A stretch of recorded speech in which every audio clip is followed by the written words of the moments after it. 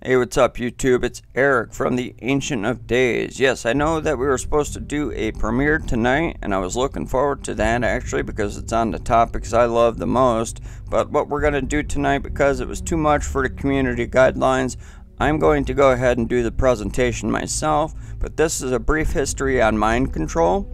And what you're looking at here are some slides of just some topics that we're going to be discussing in the next premiere, which I should have out for tomorrow. I have a very early morning appointment, but I'll be here by around noon and get right back to work, guys. So I look forward to seeing you then. You have a blessed night. Blessings from my family to yours. Please enjoy the video. I'll see you then. Take care. We are going to become gods. Period. We are going to become gods. Period.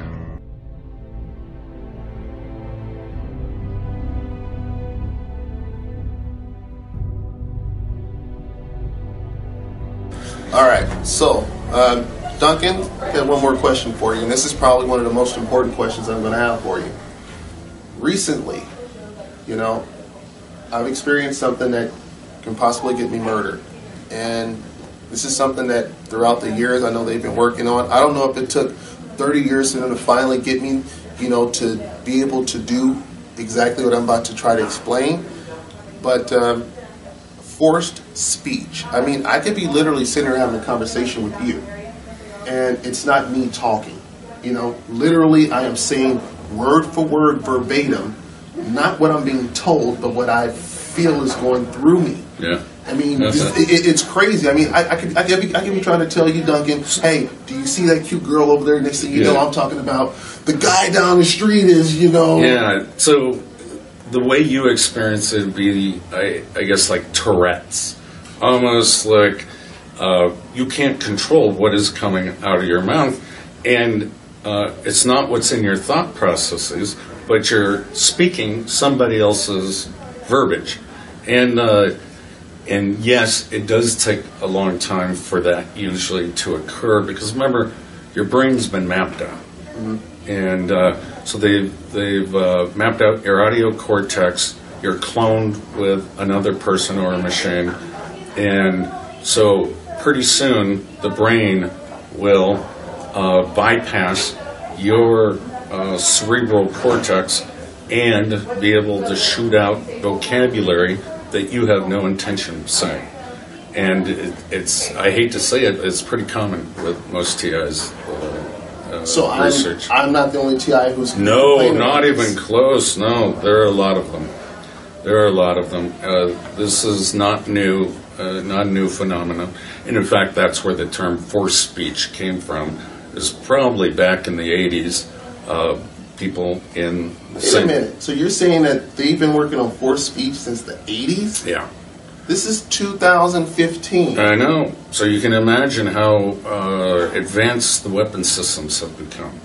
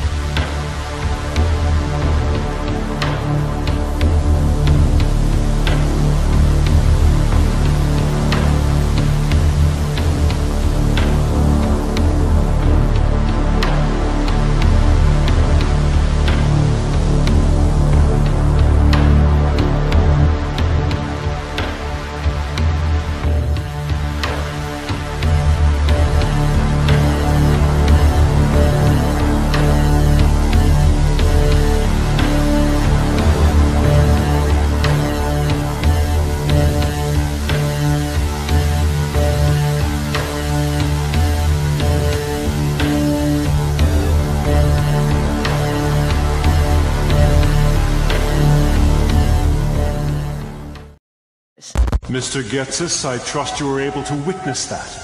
I have a theory.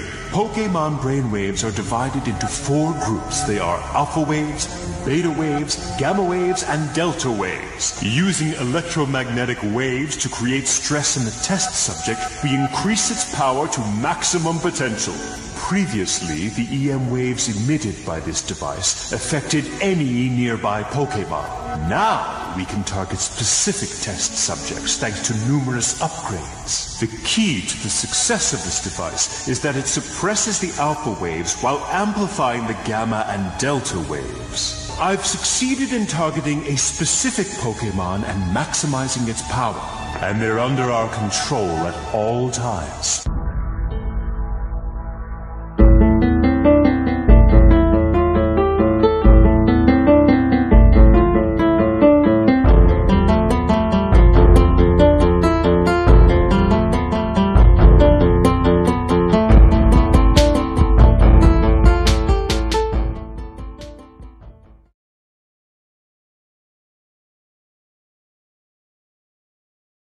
Control of the mind is not something new. It's thousands of years old. It's recorded in caves. It's recorded the exact formula for trauma-based mind control in the Egyptian Book of the Dead. Adolf Hitler was particularly interested in mind control, and he assigned his right-hand man, Heinrich Himmler, to do some research. Now, back when I was working for the Defense Department in a project known as MK Ultra, which was the exact project that Adolf Hitler assigned Himmler to do. But I was put into that job after months and months and months of psychological examinations because they knew I could keep a secret. I was given a Defense Department clearance. I knew about the Heinrich Himmler studies for Adolf Hitler, and I knew that Adolf Hitler wanted to develop some very serious people to put in places to control various regions in what he called, and George Bush called, and Nero called, the New World Order. You see, Adolf Hitler was not the first, nor was George Bush, to fantasize about this hideous idea of totalitarian government enslaving an entire globe through mind manipulation. What Adolf Hitler began in his adamant research on, he had the largest number of human subjects from which to work and do his horror on. And it was even accepted by most of the people in his country that these prisoners of war were indeed to be subjected to anything that he chose that would better his country. Well, MK Ultra took on the same scientist, because in 1947, when the National Security Act was formed,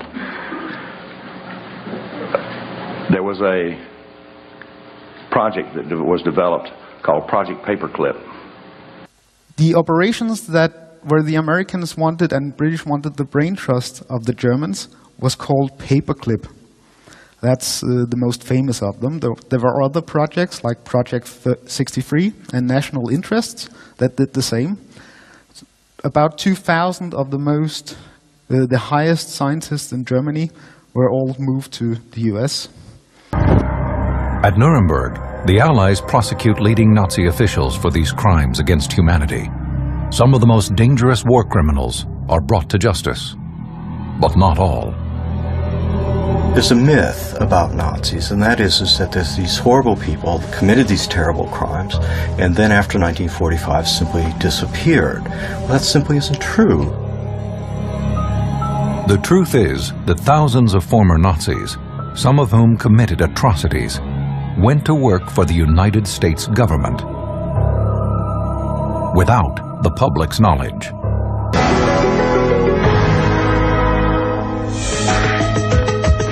The Cold War had an unlikely battleground, the human brain. There's been thousands and thousands and thousands and thousands of people subjected to really damaging, unethical experimentation.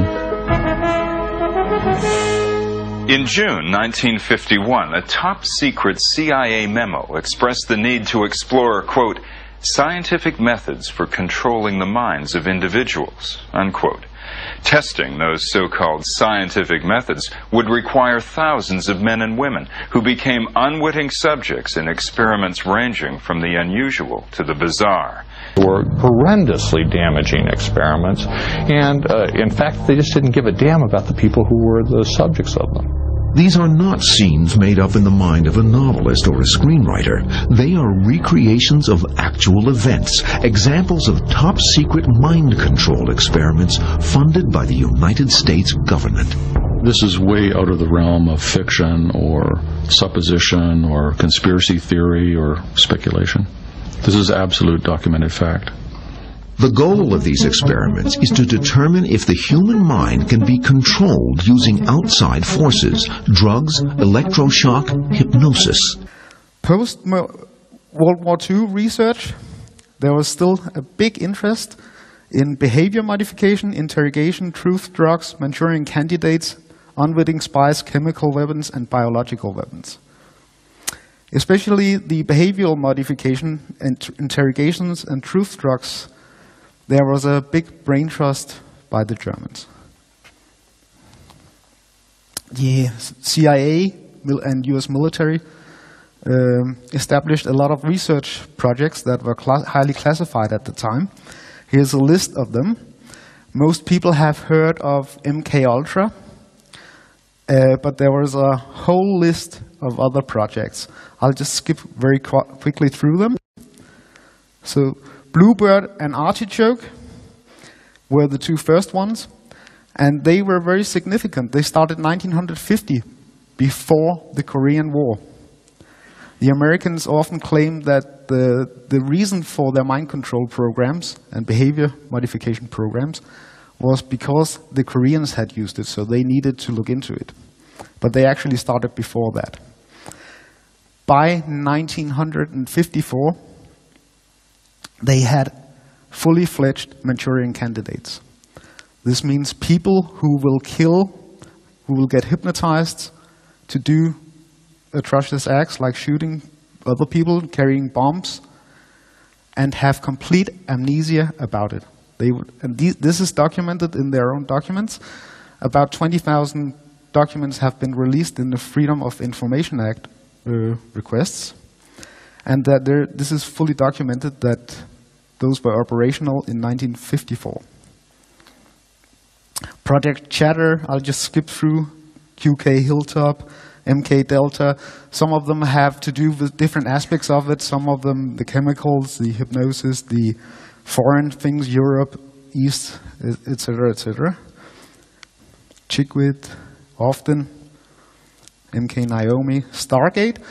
Sleeping Beauty is a project that was not confirmed. It's referenced in other documents, but all Freedom of Information Acts are denied, and it has to do especially with remote influencing with the electronic signals. MK-Ultra and MK-Search were umbrella projects. That's why they are the most known ones. MK-Ultra had 149 sub-projects, and that was all kinds of different experiments. The MK-Ultra program, also some of the sub-projects had to do with electronic implants. Sub-projects 61, 129, 94, and 142. In the 1960s, Professor Jose Delgado took a normally hostile bull and implanted electrodes into its brain. Electrodes that could be activated by a radio transmitter. His objective was to see if stimulation of the bull's midbrain could short-circuit the rage signals, stopping the bull before it reached the matador. After the bull had recovered from the implantation and in mid-charge, the button was pressed. The bull's aggression ceased instantly. A clearer experiment was performed with cats. In this classic example, the hypothalamus, the rhythm maker, was implanted with electrodes. Could it be responsible not just for rhythms, but also for rage? The switch is turned.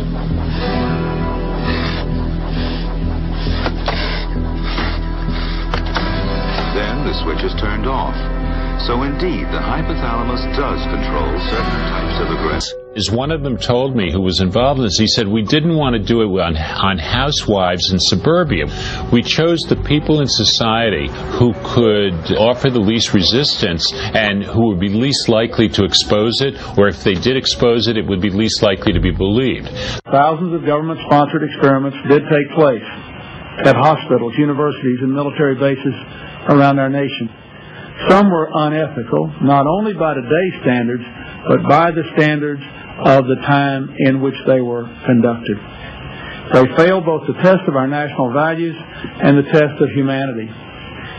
The United States of America offers a sincere apology to those of our citizens who were subjected to these experiments, to their families, and to their communities.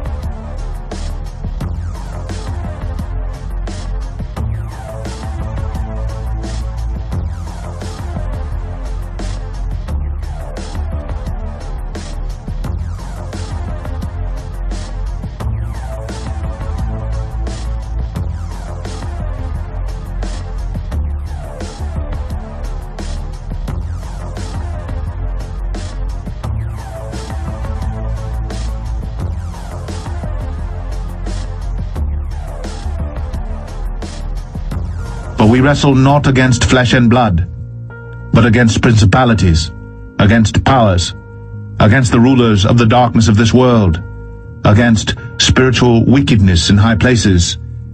Wherefore take unto you the whole armor of God, that ye may be able to withstand in the evil day,